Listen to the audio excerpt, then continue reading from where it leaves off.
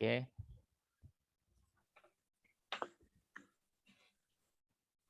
Selamat malam Bapak Ibu, Mas-mas, Mbak-mbak. Malam. Yang berkenan hadir pada malam hari ini. Ada acara malam Mas Moko. Selamat malam semuanya. Pada acara malam hari ini diskusi atau ngobrol santai kita akan berbicara mengenai menjaga kualitas, biaya, pengiriman, kemudian keamanan dan moral.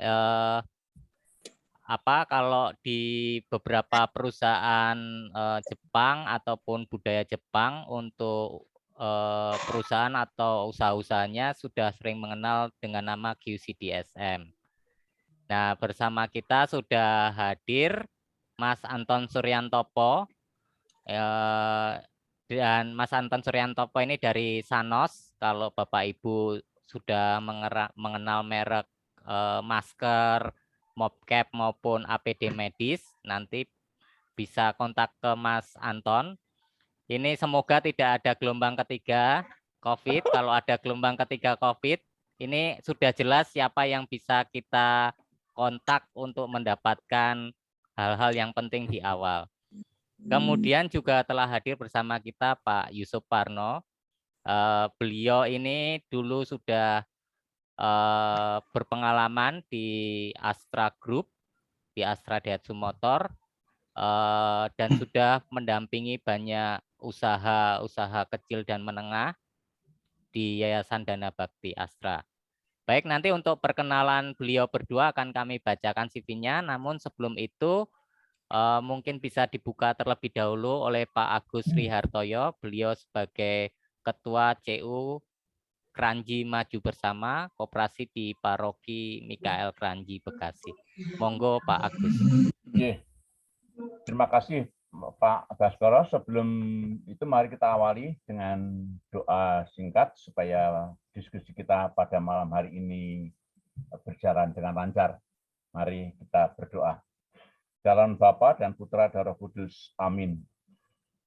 Puji dan syukur kami aturkan kehadirat-Mu Allah Bapa yang Maha Pengasih atas segala kasih karunia yang Kau limpahkan kepada kami, teristimewa atas penyelenggaraan, pemeliharaan, serta pendampingan-Mu kepada kami semua sepanjang pagi hingga malam hari ini. Berkat kasih-Mu, kami dapat melakukan seluruh pekerjaan dan segala kegiatan-kegiatan kami dengan baik, dan kami terus kedampingi sehingga kami tetap dalam kondisi sehat walafiat. Tuhan, pada malam hari ini kami berkumpul untuk berbincang-bincang tentang usaha-usaha kami, agar kami dapat menjaga kualitas apa yang kami produksi dan apa yang kami lakukan, dan agar kami dapat selalu menjaga hal-hal yang diperlukan di dalam usaha-usaha kami dan semakin meningkatkan usaha kami. Kami akan bertukar pikiran satu sama lain dan juga akan mendapatkan pencerahan dari saudara kami, Bapak Anton Suryantopo dan juga Bapak Yusuf Parno yang telah bersedia untuk memberikan berbagi pengetahuan dan pengalaman kepada kami semua. Berkatilah kedua beliau ini ya Tuhan, agar Kau anugerah kesehatan sehingga pada malam hari ini khususnya dapat membagikan pengalaman-pengalaman yang sangat penting bagi kami semua. Juga dampingi kami semua yang hadir dalam pertemuan ini, agar kami dapat memperoleh sesuatu yang berguna untuk kehidupan kami, dan kami juga dapat berbagi kembali kepada sesama kami melalui karya dan usaha kami. Semuanya ini kami aturkan kepada-Mu ya Tuhan dengan pengantaran Kristus Tuhan kami. Amin. Santo Mikael, doakanlah kami. Amin. Amin. Dalam Bapa dan Putra dan Roh Kudus. Amin. Amin. Bapak-bapak dan Ibu sekalian, perkenalkan tadi saya disebut oleh Mas Baskoro, saya Agus Rihartoyo, ya kebetulan sekarang ditunjuk sebagai Ketua Koperasi CU Kranji Maju Bersama, yang akhir-akhir ini sedang bergiat untuk mengembangkan rekan-rekan kami di bidang UMKM agar mereka dapat berkembang di masa pandemi, di masa-masa yang sulit ini. Sehingga meskipun dalam situasi yang sulit, teman-teman kami di anggota Koperasi Kelanji Maju Bersama tetap berupaya agar tetap bisa eksis, agar tetap bisa mengembangkan usahanya, agar tetap bisa menghidupi keluarganya dan memberikan manfaat kepada masyarakat dan kepada gereja. Maka beberapa kegiatan kami sudah lakukan, ada basar online, kemudian juga pertemuan-pertemuan online untuk berbagi pengalaman, kemudian juga berdiskusi. Beberapa kali kami sudah mengadakan, dan juga yang lalu terakhir juga bersama rekan-rekan dari Roh Merto Bekasi ya. Ya, kami juga sudah berdiskusi. Nah, malam ini juga terima kasih teman-teman dari RMB juga berkenan untuk bersama-sama dengan kami untuk berbagi pengalaman, dan juga yang dari luar kota, dari Semarang dan sebagainya, saya tidak bisa sebut satu-satu. Terima kasih dalam diskusi malam hari ini. Dan juga kepada Mas Baskoro, terima kasih selaku bidang usaha dari Koperasi Maju Bersama yang terus mencoba untuk mencari peluang-peluang yang bisa dikembangkan bagi kemajuan seluruh anggota Koperasi Maju Bersama dan juga untuk kita semua. Semoga diskusi ini bisa membawa manfaat yang sangat berguna bagi kita dan bisa kita tularkan kembali kepada rekan-rekan kita yang lain. Hanya mohon maaf, nanti saya tidak bisa sampai selesai karena saya ada jadwal lingkungan malam ini. Ya, tapi nanti kira-kira sampai ya jam 8 kurang lah. Nyesawu nyentuh karena sudah lebih dulu jadwalnya. Terima kasih, selamat berdiskusi kepada Pak Anton. Sekali lagi matur nuwun, Pak Yusuf Warno matur nuwun. Terima kasih. Nanti saya akan mendapatkan, teman-teman akan mendapatkan ilmu juga dari Bongsari ya. Bu siapa? Bu Sisil. Bu Sisil, Pak. Ya, saya dulu juga pernah tinggal di Bongsari. Oh, ya, saya tinggal di Cempolorjo 6, saudaranya adiknya Bu Sri Utami. Oh, ya. Ya, dulu ya saya ketua Mudika di sana tahun 80 tahun 74 sampai 77 saya ketua Mudika di Paroki Bongsari. Loh. Namanya Romo Smith. Ya, Pak Romo Smith, sesudah Romo Smith. Sesudah Romo Smith. Oh. Ya. Saya juga orang Bongsari, Pak, makanya saya Bongsari yang kemudian pindah paroki. Parokinya seperti Harapan Indah kemudian dipisah. Ya. Jadi matur nuwun. Salam untuk teman-teman di Bongsari. Saya dulu temannya Romasis. Oh, Romasis Krapia itu dari kelas saya. Beliau di Kanis Loyola. Ya. Saya waktu itu kuliah di IKIP. Ya, kami akrab sekali dengan Romasis sampai sekarang. Oh, iya. Salam untuk teman-teman di Bongsari, Bu Sisil. Adiknya Bu Veronica Sri Utami, Pak Kemi. Matur nuwun, segendalu. Terima kasih.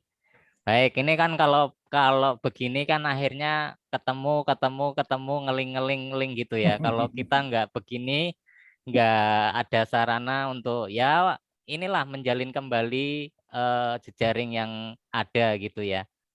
Gitu.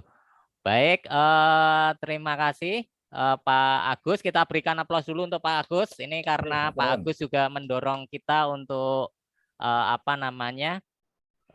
berani melakukan pembaharuan, terobosan-terobosan melalui basar online dan juga dengan acara-acara sharing session semacam ini, mengembangkan semua untuk kemajuan semua, untuk kebaikan semua.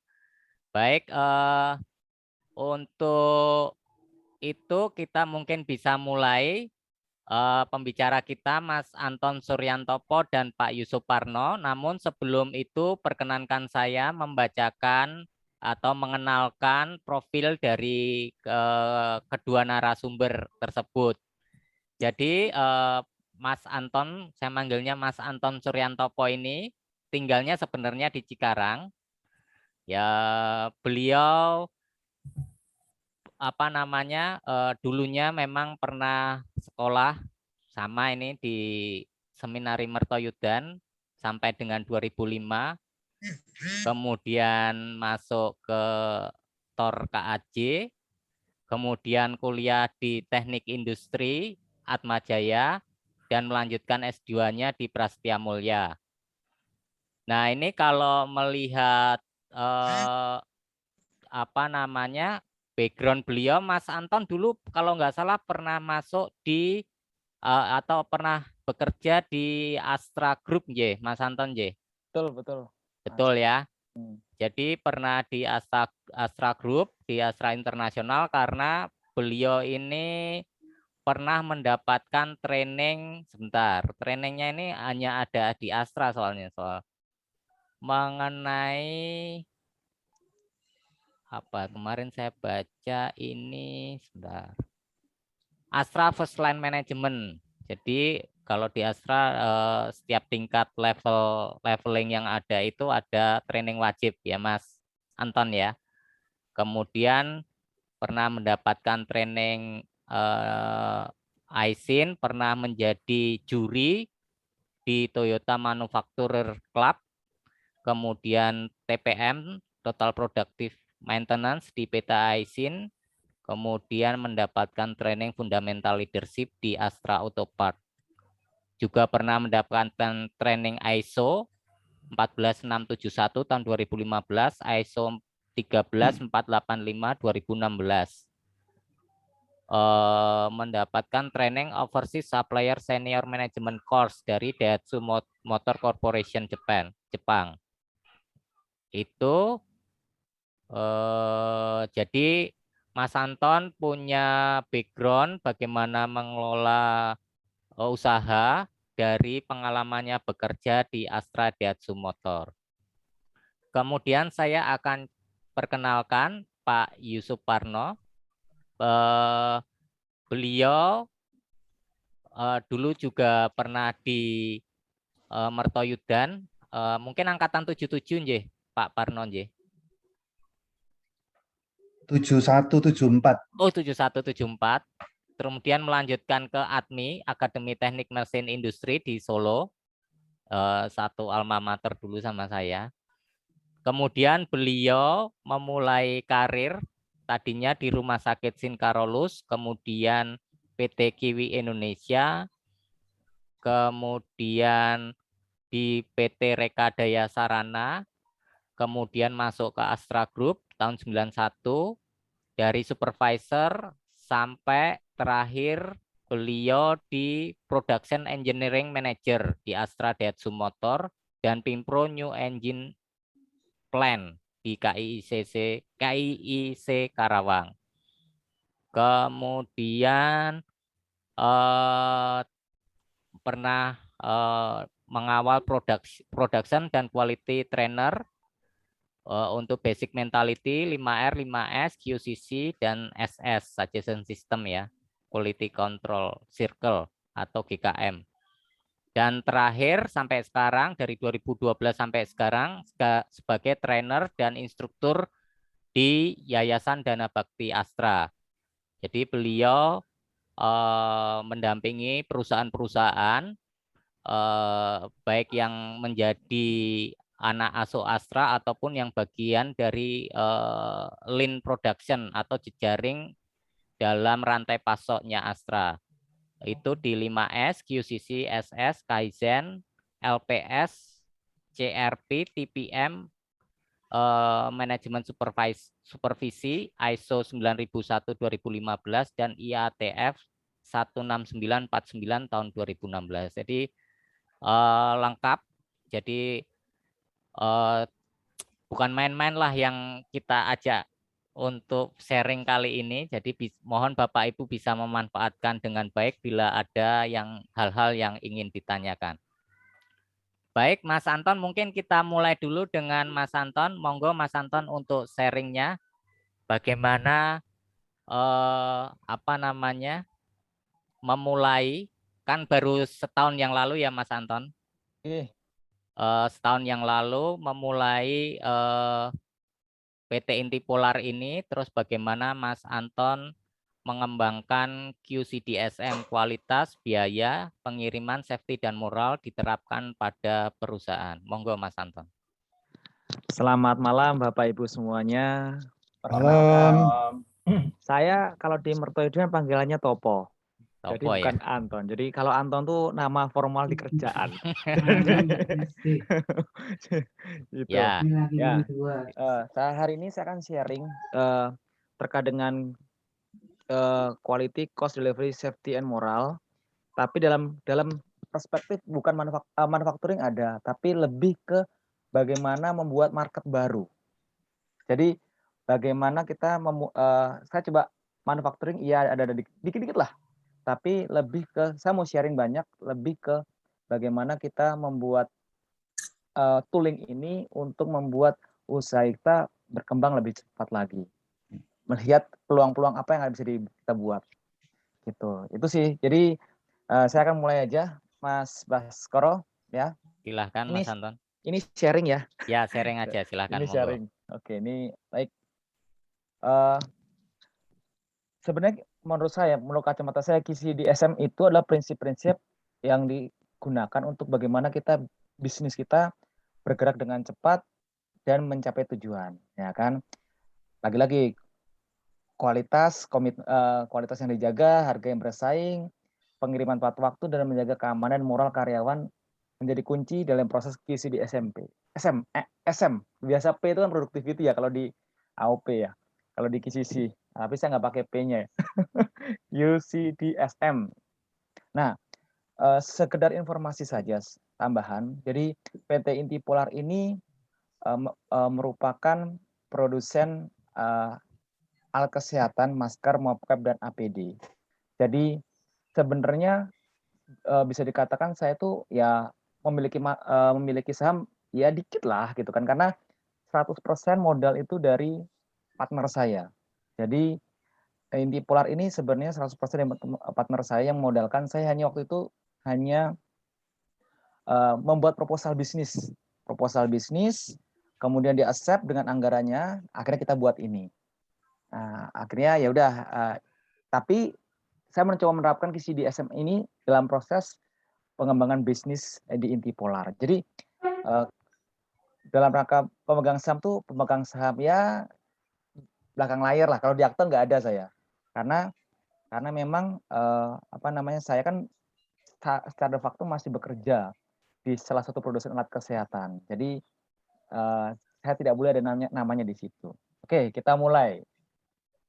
Quality. Nah, jadi menurut saya kualitas menjaga konsistensi kualitas dari produk atau jasa. Jadi ketika kita mulai suatu produk, mau yang kita menjual, kualitas itu menjadi hal yang yang perlu kita perhatikan. Standar kualitasnya seperti apa? Contoh di alat, saya akan banyak bicara dengan alat kesehatan.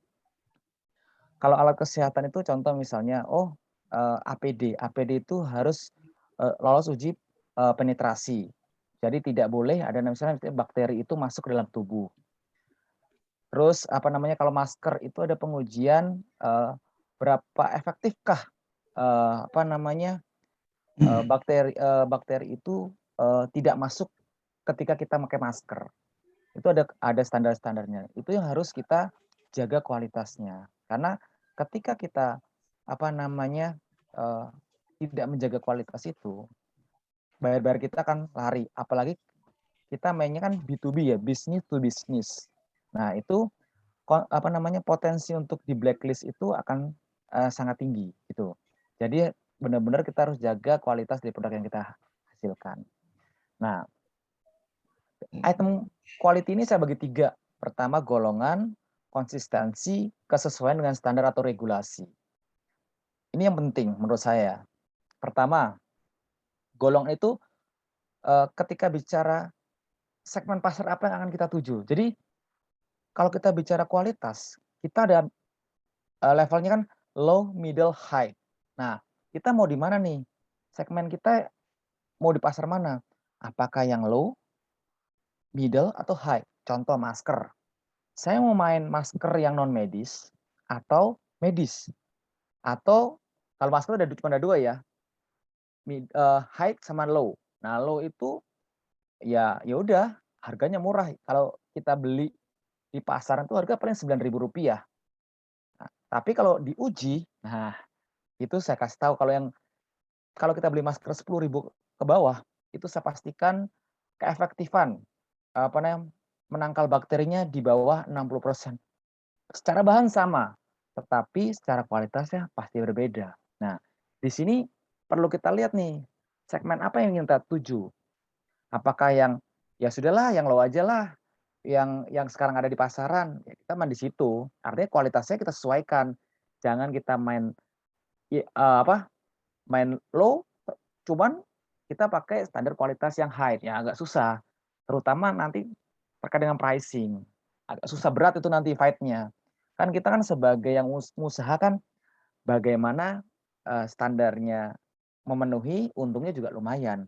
Kalau kita apa namanya pakai yang terlalu tinggi padahal segmennya kita pasar bawah, nah berat kita. Nah, jadi ini yang harus kita tahu dulu nih. Kalau saya bermainnya di area high. Jadi kualitas standarnya tinggi semua. Keuntungannya apa? Kalau kita main di low, itu volumenya besar, pasti. Tapi marginnya bisa dikatakan nggak terlalu besar. Tapi kalau kita main di high, pasarnya sekarang sih udah, dulu emang besar ya, sekarang juga besar, cuman tidak sebesar yang low. Tapi marginnya jauh lebih besar. Nah, kita mau main di mana nih? Segmen mana yang kita tuju? Nah, itu yang penting menurut saya. Apa namanya, kualitas itu kita pengen di segmen mana. Menurut saya semua produk, semua jasa harus seperti itu menurut saya. Ini kacamata saya. Itu.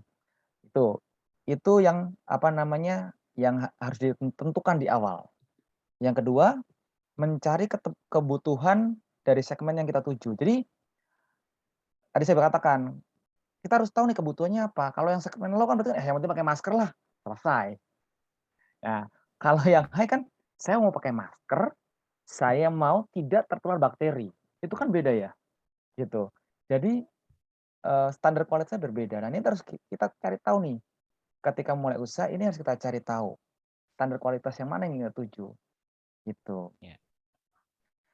Nah, standar kualitas disesuaikan dengan segmen yang dituju itu menjadi, saya bilang supaya match nih apa namanya antara yang standar yang kita tuju dengan segmen yang kita ingin capai. Itu sih. Nah, ini contoh, ini saya kasih contoh nih, Pak. Jadi, nah ini saya kalau bicara masker, contoh di sini saya harga masker 46.000 sini tuh. Padahal apa namanya? Di pasaran sekarang di bawah 12.000 aja banyak ya kan. Tapi bagaimana segmen yang saya tuju ini tetap bisa apa namanya? Bisa menang di pasaran. Nah, saya tetap jaga kualitasnya. Di sini saya menggaransi bahwa produk saya sesuai standar. Makanya saya pastikan harga saya tetap konsisten di 46.000 gitu. Sama kayak APD nih. APD itu kalau kita non pasaran tuh waduh, ya harganya sekitar di bawah 100 lah. Tapi saya tetap konsisten di angka 156.000 satu set. Ada yang beli? Ada. Karena segmennya jelas gitu kan. Karena saya segmennya government, pemerintah. Mereka mintanya kualitas gitu. Jadi kita harus mengetahui nih. Kalau saya kan pasarnya government. Kualitas nomor 1, regulasinya harus diikuti. Gitu. Jadi ketika masuk ke segmen itu ya sudah, kualitas dan regulasi harus ada. Jadi harga agak tinggi juga tidak masalah.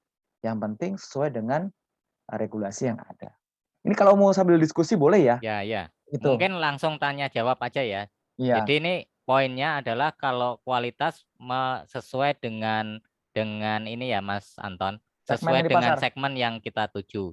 Jadi jangan kelebihan, segmennya di mana kita main kualitasnya disesuaikan. Kalau enggak tekor, mau main di volume berarti di level bawah, kalau main di margin di level atas. Begitu ya Mas Anton ya? Betul Mas Baskoro, gitu. Kalau saya senangnya main di level atas. Karena kalau level bawah itu banyak yang main. Segmen yang atas itu jarang yang main karena apa namanya? Itu kalau bahasanya itu blue ocean lah. Orang jarang mau ke situ karena investasinya lebih besar, effortnya lebih besar. Cuman marginnya jauh lebih besar kalau menurut saya. Gitu. Ini sekedar sharing aja ya. Nanti saya akan sharing beberapa poin. Oke, kita lanjut. Lanjut, silakan. Oke, lanjut. Konsistensi standar kualitas tiap produk harus sama. Tentu ada toleransinya lah. Saya sih di masker itu contohnya nih, masker itu keefektifan untuk menangkal bakteri itu dari Kemenkes itu sebenarnya 98% keefektifannya. Itu bisa dikeluarkan izin. Nah, saya pakai standar 99%. Jadi, kalaupun nanti dalam proses produksi itu ada turun grade ya masih ada toleransi 1%. Supaya menjaga ketika diaudit, tiba-tiba diaudit, karena kalau di kita pasar pemerintah, mereka beli banyak volume, 1 kontainer gitu ya, beli 1 kontainer. Mereka kan cek sampling, dicek melalui laboratorium. Nah, jangan sampai kita nggak sesuai standar, repot kita, gitu kan. Supaya Ya, masuk jadi toleransinya tuh Mas Anton ya. betul. Jadi saya jagain, kita harus tahu standar bawahnya berapa sih. Nah, kita harus naikin tuh standarnya. Jadi kalaupun ada abnormalitas terjadi, ya masih ada toleransinya lah, gitu. Gitu. Oke. Itu. Jadi toleransi itu disesuaikan kemampuan dari mesin dan atau karyawan. Saya sih selalu melihat dari kemampuan mesin dan karyawan ketika menentukan kualitas. Jangan kita bikin kualitasnya tinggi, ternyata mesin kita nggak mumpuni, infrastruktur kita nggak mumpuni, karyawan kita nggak sanggup, ya jangan. Gitu. Yeah. Itu sih. Terus, nah, kesesuaian dengan standar. Jadi produk atau jasa harus ikuti standar regulasi yang ada agar barang bisa diterima di pasaran. Contoh, karena saya di alat kesehatan, produk alat kesehatan itu harus memiliki izin edar. Jadi izin edar itu adalah produk bisa diterima di rumah sakit atau bisa dikatakan alat kesehatan ketika dia memiliki izin edar yang dikeluarkan oleh Kementerian Kesehatan. Itu. Jadi kita harus tahu nih produk kita atau jasa kita itu ada standarnya nggak, ada regulasinya nggak. Nah, kalau ada, kita mau naikin, mau kembangkan, kita harus ikutin. Kalau nggak keteteran. Nah, yang terjadi di pasaran saat ini adalah banyak orang produksi masker, banyak orang produksi APD, tapi tidak memiliki izin edar. Sebenarnya izin edar ini kan sebenarnya bisa diurus tuh, cuman banyak orang tidak bisa mengurusnya gitu loh. Nah, ini yang terjadi di sekarang ini. Banyak orang produsen APD, cuman tidak memiliki izin edar. Nah, ini jadi problem tersendiri di kita gitu loh. Nah, karena ya merasa dulu pasarnya besar kan, begitu pandemi awal tuh pasarnya besar, orang nggak peduli sama regulasi. Yang penting ada barang disikat. Sekarang nggak bisa. Sekarang kita ya dulu ya, cuman harus kita benahi pelan-pelan nih supaya produk kita tetap tetap terjadi. Ini yang terjadi di pasar Indonesia sekarang ya. Dulu produsen garment tuh rata-rata sekarang produksi APD. Tapi mereka lupa bahwa mereka harus mengurus izinnya. Yang terjadi sekarang di pemerintah itu izin satu pintu OSS. Nah, satu pintu OSS dengan sistem baru belum siap sistemnya, wah akhirnya nggak bisa bikin izinnya. Bahkan banyak produsen itu sudah setahun ngurus, lebih dari setahun tidak keluar izinnya sama sekali. Nah, ini jadi problem. Jadi ketika kita sudah melihat pasarnya besar, kita juga bukan hanya udah nyaman nih, jualan kayak gini udah enak nih, nggak perlu aturan lah, orang udah laku kan. Nah, ini harus kita ikuti. Jadi kita harus tahu, oh harus ngikutin standar ya kita harus ikuti. Itu yang pertama. Yang kedua, kita harus tahu nih bisik-bisik. Nah, kalau kita main di pemerintah, kita main di B2B itu kita harus tahu next standar regulasi itu seperti apa sih. Jadi contoh di alat kesehatan, 2-3 tahun lagi itu mereka menerapkan adanya sertifikat halal untuk alat kesehatan. Padahal nggak ada hubungannya sebenarnya sertifikat halal ini kan. Tapi sudah diinformasi nih, kita harus cari tahu nih, wah standarnya harus. Nah, akhirnya kita mulai nih dari sekarang, kita siapkan itu supaya kita tidak tertinggal. Jadi menurut saya inilah standar kualitas yang harus kita miliki juga. Walaupun hanya sekedar surat ya, ini menjadi hal yang harus kita siapkan supaya kita bisa jualan. Kalau enggak kan nggak bisa jualan kita. Ya, ini bagian dari regulasi yang mau nggak mau harus diikutin supaya bisa survive di pasar. Betul. Oke. Nah, ini masalah kualitas selesai sampai di sini, Mas Koro. Ada yang mau ditanyakan di sini? Kalau tidak saya lanjut. Lanjut dulu aja, monggo. Oke. Kedua, cost efektif sama price. Bicara cost itu saya bagi dua. Cost efektif sama price efektif. Jadi, cost efektif melakukan efisiensi dengan terus melakukan perbaikan proses dan bisnis. Jadi, kayak misalnya nih, saya bicara Intipolar, APD. Kita tuh di ruko 3 lantai kan. Oke. Nah, kan kita melayani Sabang sampai Merauke. Kok bisa ya? Hanya di ruko saja, kok bisa melayani Sabang sampai Merauke? Kok orang kan berpikir kan. Nah, yang kita harus, kalau kita investasi besar itu agak berat. Karena apa? Kita secara kapital nggak mumpuni, gitu kan. Yeah. Nah, kita harus berpikir nih, gimana cost-nya efektif. Akhirnya kita tahu nih banyak perusahaan lain yang saya bilang tadi, mereka tidak mempunyai izin, cuma produksi. Akhirnya kita subkonkanlah ke mereka. Nah, kita sebagai yang dagang itu kan enak. Bagaimana kita tetap menjaga profit kita tanpa investasi besar, tapi bekerja sama. Jadi bagaimana kita membuat model bisnis bersinergi lah satu dengan yang lain. Jadi nggak full full di kita gitu loh. Jadi kita bisa dagang tapi ya investasi orang lain. Ya. Gitu. Jadi beban dari capital dan risk capitalnya tidak di kita semua. Jadi share tanggung renteng resiko lah ya. Mas Anton. Betul. Iya. Terus price efektif itu menentukan price yang tepat. Nah, yang tepat. Jadi kalau saya tuh melihat nih, saya ngintip biasanya. Kompetitor yang laku tuh harga berapa sih?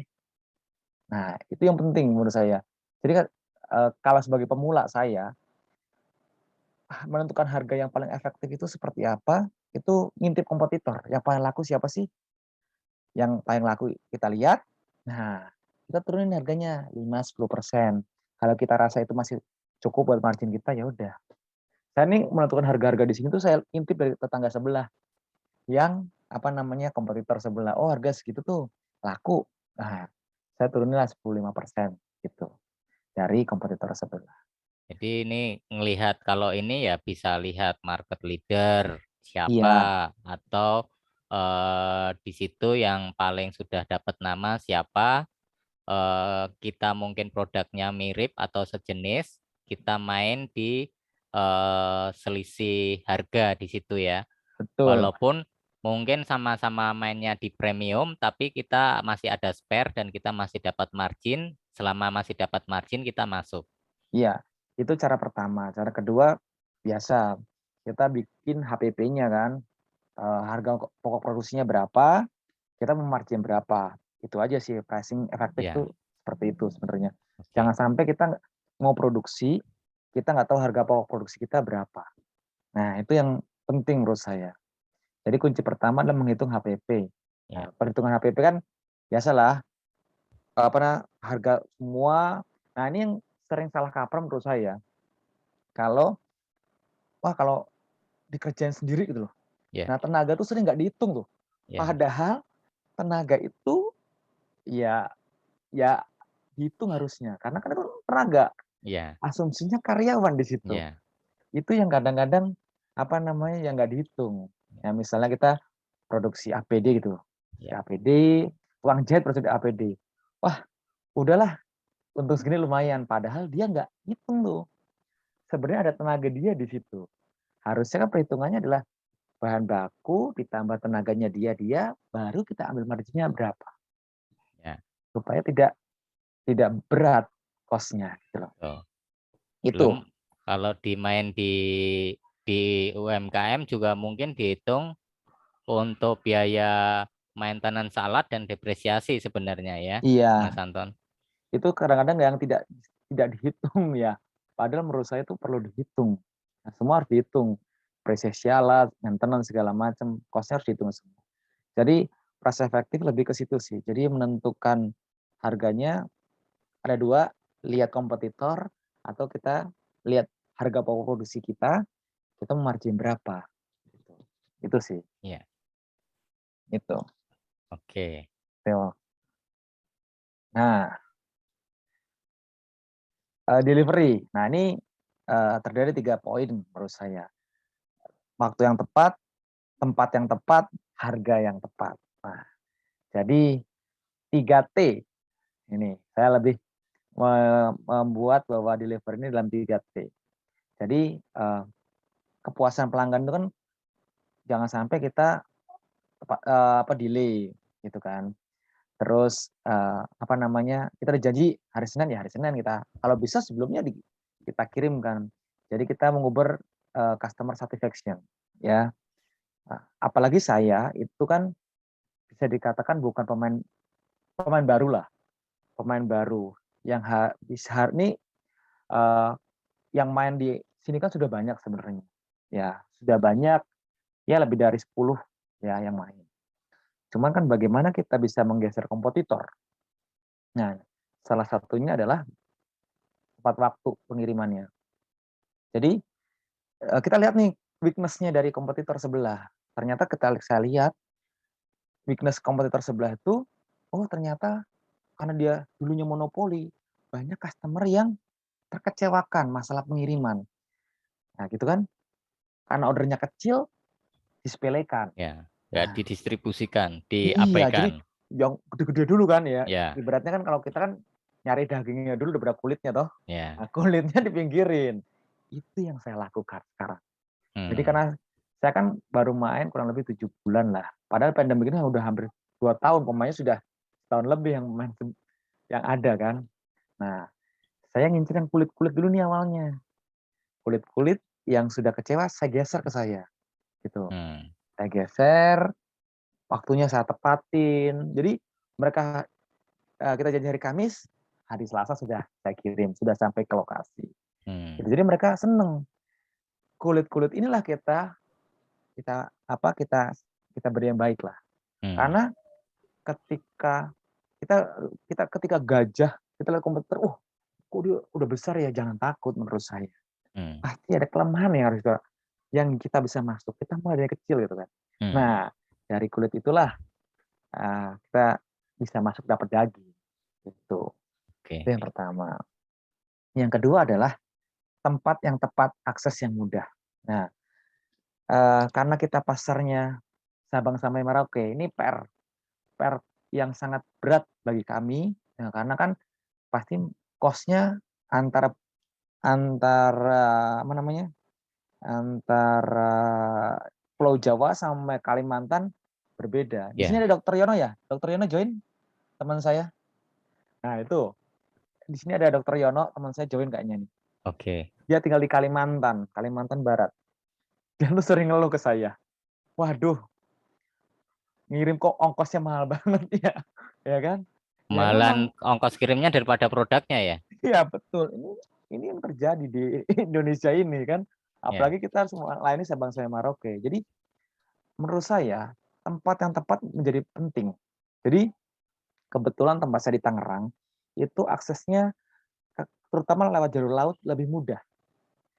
Jadi kita harus menentukan nih kalau segmen kita di pulau daerah mana, itu kita harus tentukan tempat yang tepat untuk mendistribusikannya. Jadi bukan wah yang murah bisa, yang dekat rumah bisa. Cuman kalau kita sudah mulai membuat market yang besar, nah itu harus kita cari tahu tempat yang tepat. Supaya apa? Supaya kita jagain delivery kita tetap aman. Gitu kan. Jadi apalagi jalur-jalur laut, itu harus kita perhatikan. Gitu. Oke. Itu yang kedua.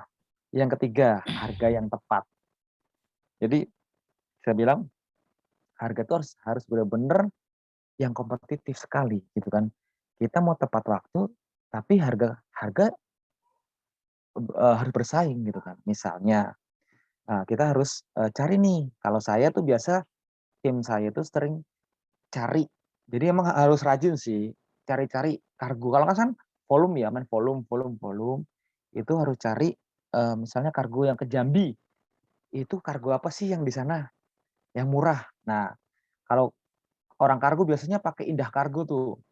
Indah Kargo emang murah. Cuman kalau kargo itu memang base-nya misalnya di Jambi, itu akan jauh lebih murah. Biasa misalnya saya ke Jambi itu per kilo 7.500. Itu pakai Indah Kargo itu udah murah tuh dibandingkan JNE, Tiki dan jauh lebih murah. Tengahnya. Ternyata ada yang lebih murah lagi. Yang emang sentral di Jambi, per kilonya hanya 2.500. Nah, kan jauh tuh. Nah, kita emang harus rajin-rajin nih.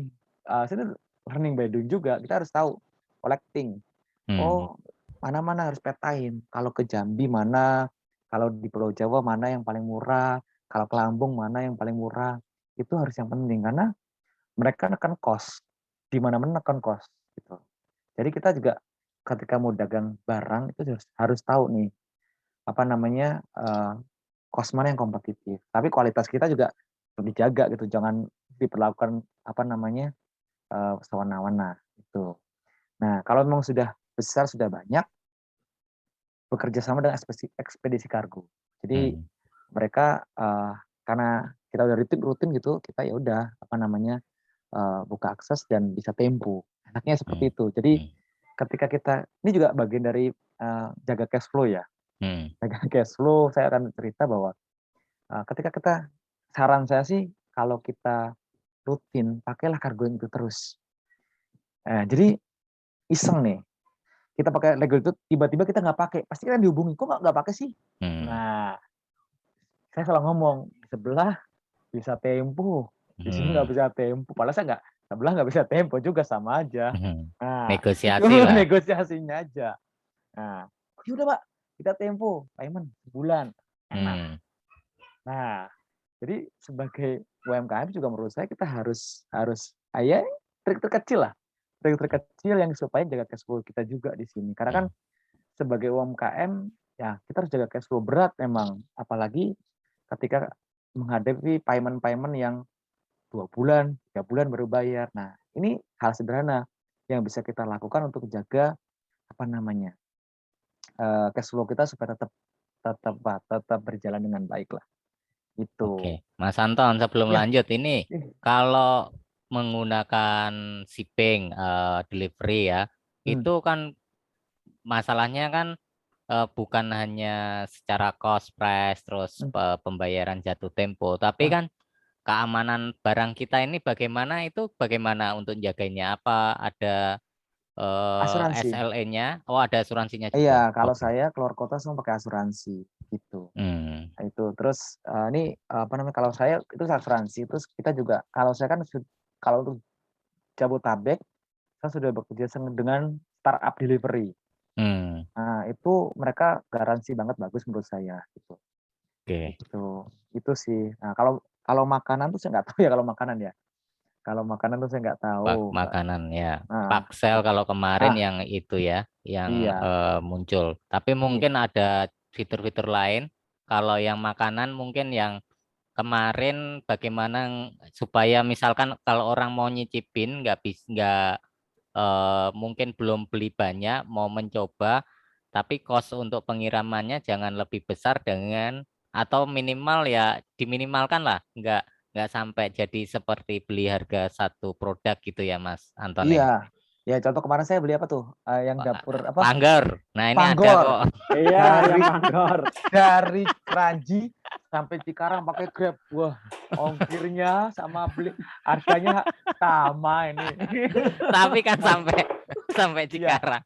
Nah, iya, kemarin jadi coba itu. Nah, itu enak, mantap. Jadi menurut saya ini harus dipikirkan ketika kita mau Grab market lebih besar, kita harus partner nih, ya kan? Menurut saya enak, cuman kadang-kadang orang mikir, wah ini ongkirnya kok mahal banget ya, kan gitu. Itu jadi challenge. Tapi menurut saya kita harus cari, benar-benar harus cari sebenarnya. Ngulik satu-satu kargo mana yang efektif dan sesuai dengan produk kita. Gitu. Itu memang butuh proses dan butuh waktu sih memang. Dan memang harus belajar di situ sih. Gitu. Beberapa sih kalau yang pengiriman itu ada yang di luar Gojek, Grab. Memang di luar itu kelihatannya ada dengan ongkos yang lebih miring. Memang mereka menangani UMKM. Cuman saya tuh kemarin sambil lalu dengarnya. Jadi tidak terlalu perhatian, tapi saya pernah dengar ada yang handle. Jadi untuk pengiriman makanan pesanan dari poin A ke poin B gitu dan sebagainya. Gitu. Tapi Kalau mungkin nanti sambil dicari, Mas Moko. iya gitu. Jadi saya juga mengamati kalau saya kan ya saya senang sih. Kalau saya kan contoh saya kan pengguna sayur box ya. Di rumah Ya, tuh saya pakai sayur box. Nggak pernah oke. ke pasar lagi sekarang. Hmm, Bagaimana ya itu juga misalnya itu jadi menurut saya cara yang paling efektif ya. Kan istri saya tuh sering beli tuh sayur box. Kenapa? Ongkirnya murah dia bilang. hmm, Harganya barangnya memang lebih mahal dikit, cuman kan ibu-ibu tuh kan wah ongkirnya murah nih ya kan itu. ya, Itu jadi menurut saya delivery ini bagian yang krusial ketika kita mau scale up usaha kita. Itu, hmm, gitu. ya. Itu sih. Kalau kalau ibu-ibu dikemas bagus, mahalan dikit ya mungkin oke Mas Ian ya. Iya, Asal gitu. ongkirnya masih masuk. Nah, itu. Nah, ini sebenarnya strategi sih, ya kan. Mau dinaikin harga dinaikin kan membebani untuk ya pengiriman aja kan. Ya Ya, itu bisa sih, gitu. Itu delivery oke. nggak menurut saya bagian yang krusial ketika kita mau bicara produk atau jasa. Oke, Mas Baskoro, Ye, cukup cukup. 3T. Oke, Lanjut. lanjut. Nah, ini pabrik banget nih. Ya kan? Safety keamanan karyawan dalam bekerja. Jadi apa namanya? Karena saya pabrik, ya kan saya manufacturing alkes. Jadi saya selalu memperhatikan jadi puji Tuhan sih sampai saat ini belum ada kecelakaan kerja. Walaupun kita pakai mesin mesin panas yang untuk sim sealing, mesin jahit, kemudian mesin-mesin yang pakai welding, kita kan pakai Ya, welding ya, ya, vibration welding. ya, Puji Tuhan sih sampai saat ini belum ada kecelakaan di situ. Jadi ya, ketika kita mulai mulai bisnis apapun itu UMKM, menurut saya keamanan ini menjadi hal yang penting. Contoh misalnya saya diuber-uber nih kerjaan, tiba-tiba ada kecelakaan, jebret ya kan nggak bisa ngirim. Waduh, ya customer akan maklumi, cuman ya kekecewaan itu kita jaga lah, gitu kan. Insiden ini kelihatannya sepele, cuman ketika terjadi efeknya customer. Kita ngelihat seperti itu sih, gitu. Jadi saya sih selalu memberitahu kecelakaan itu dalam ABC, stop six. Ya, aparatus itu terjepit, big heavy itu kecelakaan yang tertimpa, terbentur, car itu kalau tertabrak transportasi, drop, itu jatuh ketinggian, electrical listrik, fire itu kebakaran. Itu. Jadi itu yang saya lakukan. Nah ini moral. Jadi ini agak susah sih. Setiap orang peduli terhadap pekerjaan. Nah, kita kan UMKM ya. Saya juga walaupun PT juga masih UMKM lah. Gitu kan kita sekarang ini mengelola 120 karyawan kan. Gitu kan. Jadi 40 di Tangerang, 80-nya di Bantul, Jawa Tengah. Karena kita, plannya di Bantul ya? iya, jadi ada 2 kita. Jadi karena menghemat kos, karena Oh, di sini kalau Tangerang kan UMR kan 5,2 ya. ya, Kalau di Bantul kan hanya 1,9. ya. Udah Jadi mau buka lagi tahun depan di Kendal. Udah cerita sama saya. Mau puji nambah plan baru. iya, puji Tuhan lah yang diberi kepercayaan sana sini kan. Ya, Kita kan modal itu. Jadi ini apa namanya? Jadi menurut saya karyawan ini harus apa ya? Harus ya kita apalagi kan saya jujur aja, saya karyawan tidak melihat misalnya kita UMKM tuh lulusan SMA enggak. Kalau saya lulusan SD, SMP enggak apa-apa. Yang penting mau kerja, attitude-nya baik. Jadi ya, saya selalu melakukan gini nih untuk seleksi karyawan. Ini saya sebagai berbagi aja saya. Jadi di tahap pertama itu saya melakukan karyawan itu tidak langsung gaji bulanan, enggak. Walaupun kita UMR 5,2, itu saya bagi 30 hari kerja. Jadi kenanya harian. hmm, Kecuali memang yang kritikal saya pasti bulanan. Tapi hmm, yang apa namanya yang direct labornya bawah itu saya selalu bikin harian. hmm, Kita lihat gaji harian mereka semangat atau tidak, hmm, perform atau tidak. Karena kan kita UMKM. Kalau ya, kita corporate besar, apa namanya problem, wah udah susah. hmm, Kita harus kontak segala macam repot. Nah UMKM gitu menurut saya. harian kita lihat, oh performanya bagus, oke, baru kita naikkan ke bulanan. Kan bisa kelihatan nih, orang dikasih harian aja semangat menurut saya, apalagi dikasih bulanan, dikasih insentif dan lain. Itu bagi saya cara yang paling efektif. Saya itu sekarang dari 120 karyawan, itu 85 masih harian, sisanya sudah bulanan. Gitu. Jadi apa namanya? Kita kan evaluasi. Oh, harian karena kan ketika kita salah rekrut, waduh, babak belur kita, ya kan? Karena kan apa namanya? Yang kerja itu kan memang ya kita meng-create yang bekerja mereka gitu.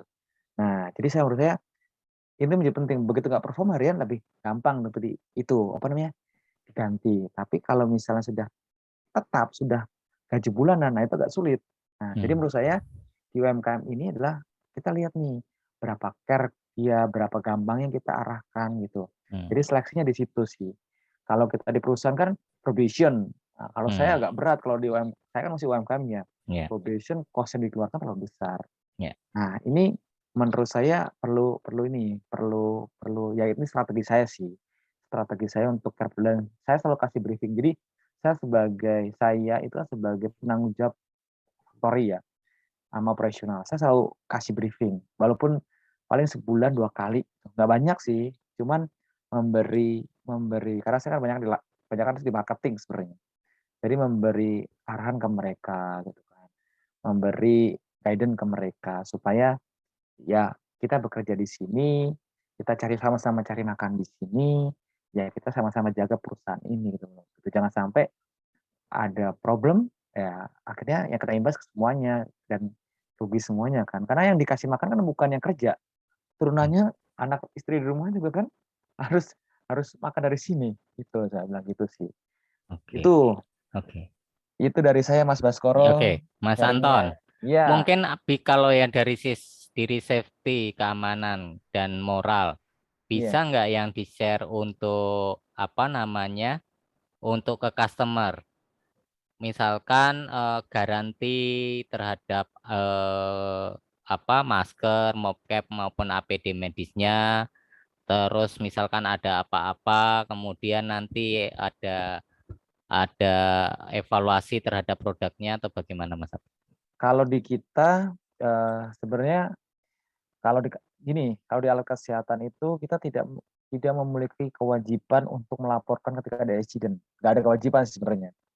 Atau kan beda kalau di manufacturing ya, kalau kita sebagai vendor kalau ada kecelakaan kerja, harus lapor kan, ada laporan segala macam. Tapi kalau di alat kesehatan belum, karena memang industri alat kesehatan ini bisa dikatakan industri yang sangat belum itulah masih kecil sekali, belum terlalu besar sebesar otomotif dan mereka regulasinya masih sangat kecil karena kita hanya diminta laporan produksi saja setiap 6 bulan sekali ke Kementerian Kesehatan itu. Jadi tidak ada laporan kecelakaan kerja, laporan ini belum ada gitu. Paling jumlah karyawan itu aja sih. Itu aja sih Mas Bas. Baik. Untuk sementara sambil menunggu istirahat kita berikan aplaus dulu dari Mas Anton Suryantopo. Terima kasih Mas Anton sudah sharing praktek